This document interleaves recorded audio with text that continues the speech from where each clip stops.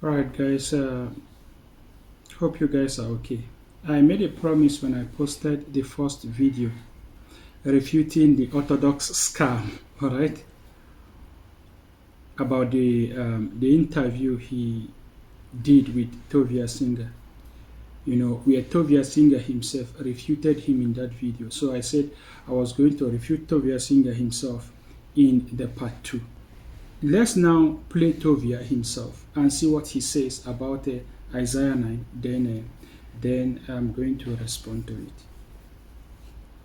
it.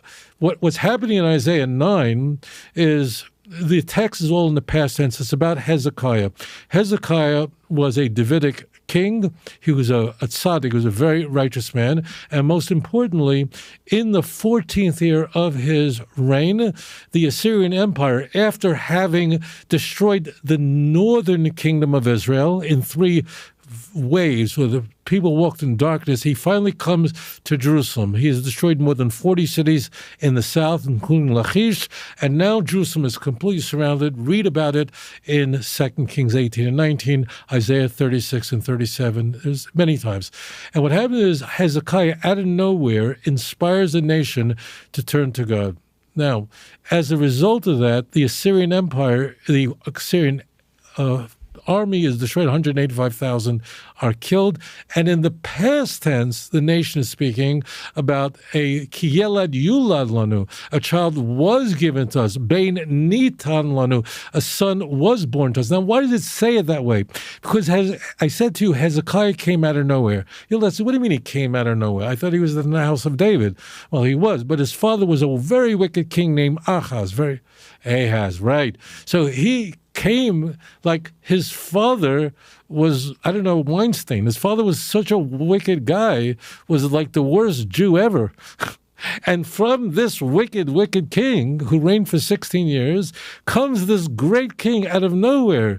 And it's all in the past tense where the nation explodes in euphoric excitement and saying, and the government was placed on his shoulder, and his name, it says, and his name was called Wonderful Advisor. And read Isaiah 36, 37. He gives advice to the nation. Now, there's one other point here, and that is his names are names of divinity, but most Jewish names are that. Hezekiah means the mighty God. My name is Tovia, which means the goodness of God.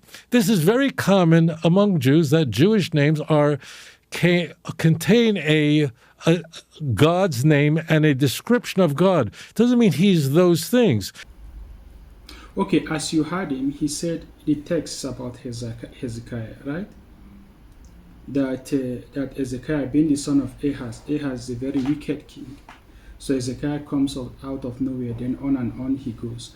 But we can prove easily that this text cannot be about Hezekiah.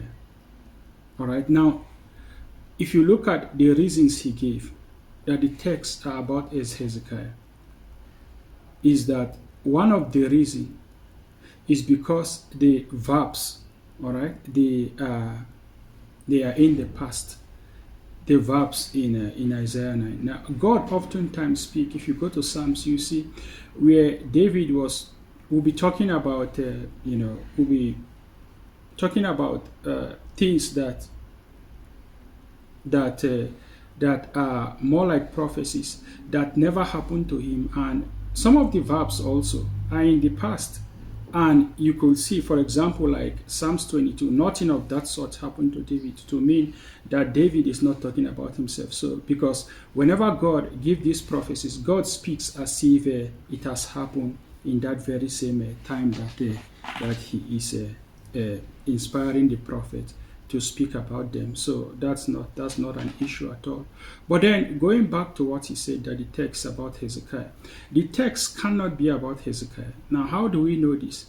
If you go to the very next chapter, which is Isaiah 10, you see that in verse 20 and 21, it's talking about the remnant of the children of Jacob, that's the Israelite, that they will turn back to the mighty God, that the remnant will be sustained by the mighty God, calling Yahweh himself, all right, the mighty God.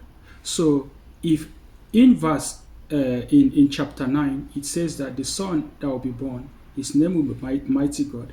And in verse 10, it calls Yahweh mighty God.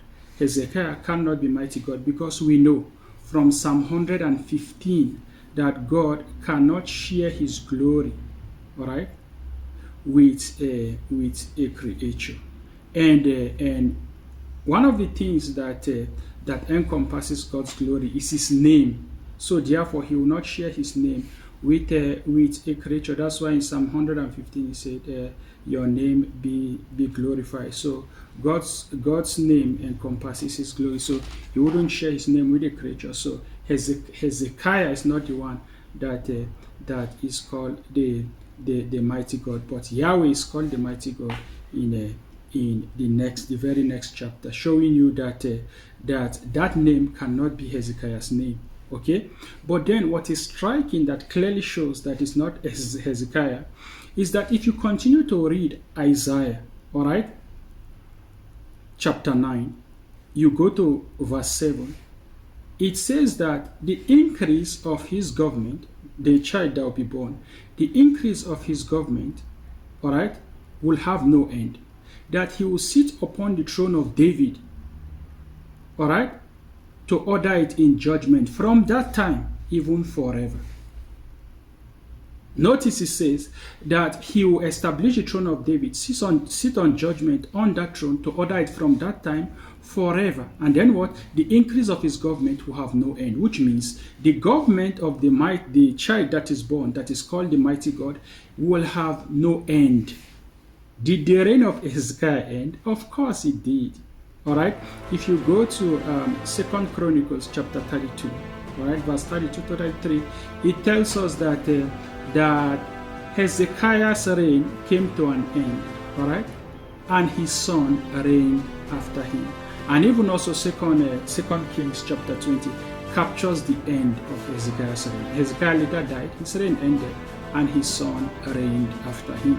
So clearly showing that Hezekiah's reign, all right, his throne was not forever, all right. He did not sit on David's throne to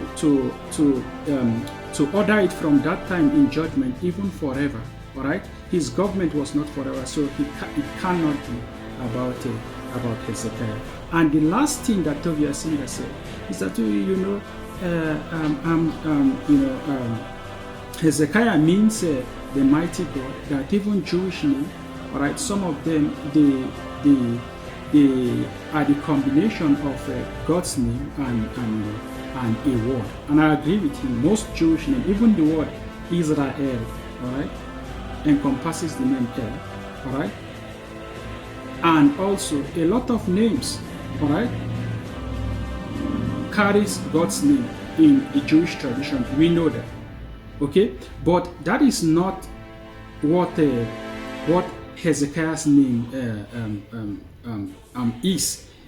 Mighty God doesn't mean the name of God with something, with another word attached to it. That's not what it means. Okay, Hezekiah does not mean the mighty God.